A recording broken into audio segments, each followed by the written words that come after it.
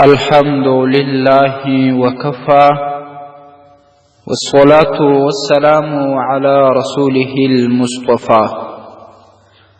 قدرمند و محترمو درنو ورونو، یو ورور د ترکیه څخه بیخي ډیر واره میسیجان راستولي چې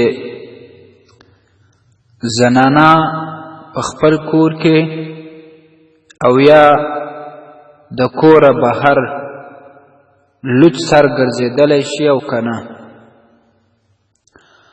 او زیاتو میسیجانو کې د ده دا خبرې زیاتې وې چې زمونږ په کلي یا ګاونډ کې بعضې زنانه یا خو په خپل کور کې په لوڅ سر وي او یا د خپل کوره وځي په لوڅ سر باندې بازارونو، پارکونو او نورو د میلو ځایونو ته. خو چونکې د دغه له سرۍ څخه یا د دې وتلو څخه زیات مصایب ورته جوړ وي چې ځوانه نجلۍ د خپل پلار پر کور باندې حامله سوه، یعنې ماشوم یې په نس و. د 3-4 میاشتو ماشوم چې کله په نس کې معلوم شه، د هغه وروسته یې ورونه کورنۍ په خبره سوه او د دې د مرګ ګواښ یې وکړ. خو هر څه چې پیښه سوه هغه ماشوم یې نقصان کړ، په ټول کلي کې اوازه وه او دغه کور په ټول کلي کې بدنام سو، عزت یې تر خاورو لاندې سو. او دغه شان نه تنها داسې چې دا یو پیښه منځته راسي، بلکې دغسې د دې تر څنګ نورې سختې پیښې منځته راغلي. کله چې لور د کوره وځي، دا پلار به بې غیرته وي چې خپله لور د کوره اجازه ورکوي چې هغه ووځي. دا ورور به بې غیرته وي، دا مور، دا مشران د دې کور به بې غیرته وي چې خپلې لور ته، خپلې خور ته دا اجازه ورکوي چې هغه په ښه پیشنو، په ښه جمال و ښایست کې، په ښه جامو او د عطرو سره بهر ووځي بازارونو و پارکونو ته.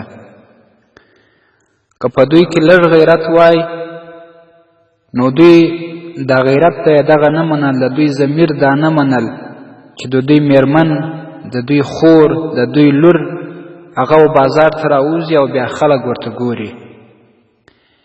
نو دا که په دوی کې غیرت وای، په دوی کې یو څه ضمیر وای، د دوی غیرت او ضمیر به دا اجازه نه ورکولی، نو خپلې ښځې هغه به یې پر کور کښېنولي وای. نو نن سبا چې زیاتې فتنې په کورونو کې یا د کورونو بهر جوړیږي، هغه د ښځو د وتلو څخه جوړیږي. چونکې یوه خبره د ضرورت ده، اشد ضرورت چې کله پېښ شي، یا د ډاکټر یا د بلې مناسبت، نو په هغه وجه باندې وتل څه مشکل کار نه دی په شریعت کې، هغه ته جواز ورکول سوی. خو هغه په داسې حالت کې چې نه به عطرونه لګوي او داسې جامه به یې په تن وي چې د خلکو نظر نه ور اوړي، او دا شان په چادري او یا مثال په عامه اصطلاح بغره، یا چې کم د دوی بدن او د دوی عورت ور باندې پټېږي، په داسې جامه کې به راوځي.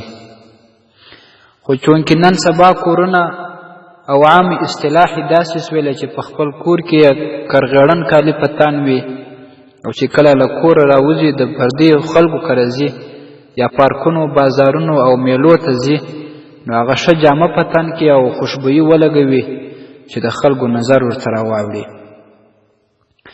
نو دغه به په ټولنه کې زیات فسادونه جوړ کړي، دې پلار ته، دې ورور ته، دې مور ته، دې خاوند ته، دې ټولو ته به سخت مشکلات د دې د وجې جوړ وي.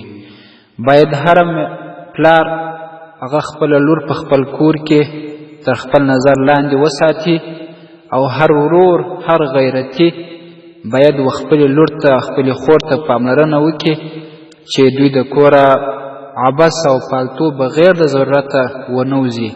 ځکه نن سبا فتنې، فسادونه او تورې تیارې بیخي زیاتې شوي دي. سبا به د دوی دپاره زیات مصیبتونه وي په ټول کلي او په ټوله محله کې به دوی بدبخته او دوی ډیر بې عزته بلل کېږي. د کم سړي لور، د کم سړي خور او د کم سړي میرمن چې په خپل کور په عزت باندې ناسته وي نو د هغه خو به یو په کلي کې عزت وي د هغې تر څنګ به الله تبارک وتعالی هم ورڅخه راضي وي. نو بل خوا د شریعت حکم چې د ښځو سرتور سر یا بې حجابه د کوره وتل، بازار یا پارک یا میلو ته تلل، داسې نور پالتو ګرځېدل دا ناجایز دي او حرام دي. په دې کې د قرآن او د سنتو د صحیح صریح حکمونو مخالفت راځي. نو څوک چې د الله تبارک وتعالی د امرونو مخالفت کوي، څوک چې د رسول اکرم صلی الله علیه وسلم د سنتو مخالفت کوي، نو هغه بیا ځان ته څنګه مسلمان وایي؟ هغه بیا څنګه دا خواهش لري چې الله تبارک وتعالی به دوی ته جنت ورکوي؟ آیا هغه د قبر له عذاب نه ویریږي؟ آیا هغه د قیامت د دې سختې ورځې څخه نه ډارېږي چې د ده سره به څه بیا کېږي؟ په احادیثو کې ډېر سخت وعیدونه د هغه چا متعلق راغلي دي چې د هغوی ښځې د کوره وځي، او خصوصا د هغو ښځو لپاره چې بهر وځي، نو دا کار و شیطان ته ډېر خوږ دی او دوی شیطان خوشحاله کول غواړي په داسې حال کې چې شیطان یې دشمن دی، دوست یې نه دی.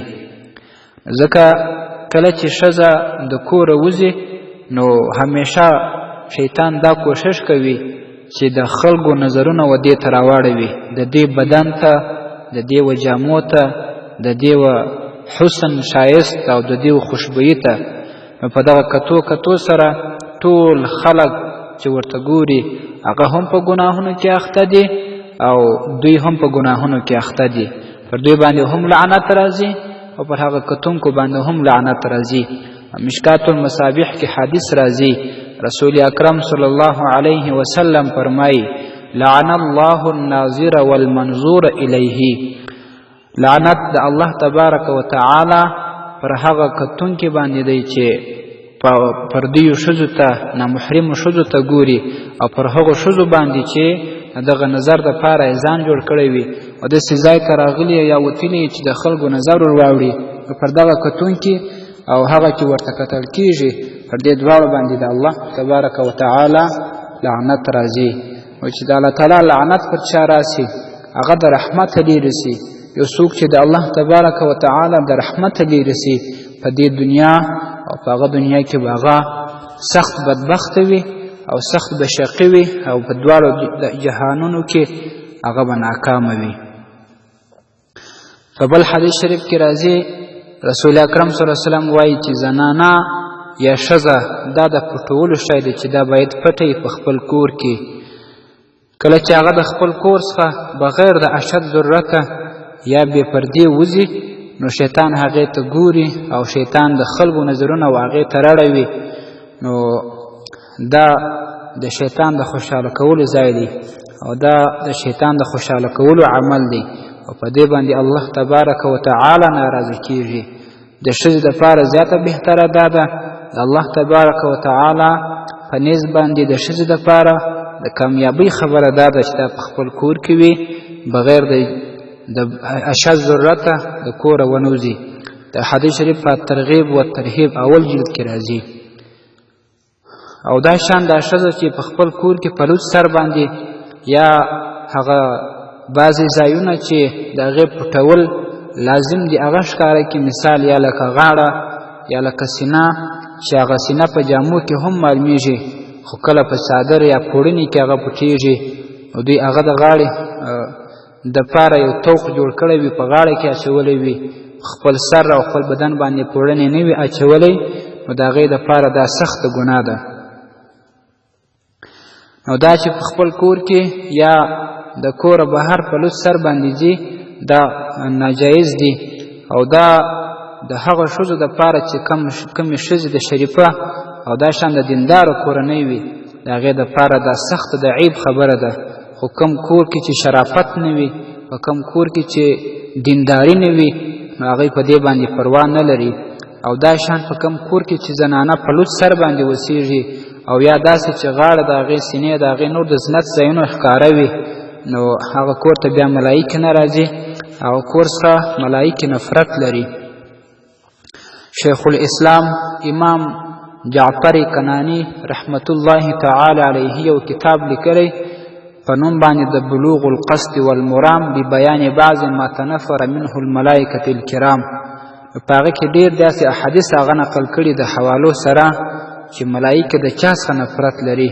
نو هغه یو څو داسې خبرې ذکر کړي دي چې په کوم کور کې په داسې ځای کې زنانه اوسېږي چې هلته په لوڅ سر باندې وي، سرتور سر ناستې وي یا سرتور سر ګرځي، نو ملایکې د هغې څخه نفرت لري، هغې ته ملایکې نه راځي.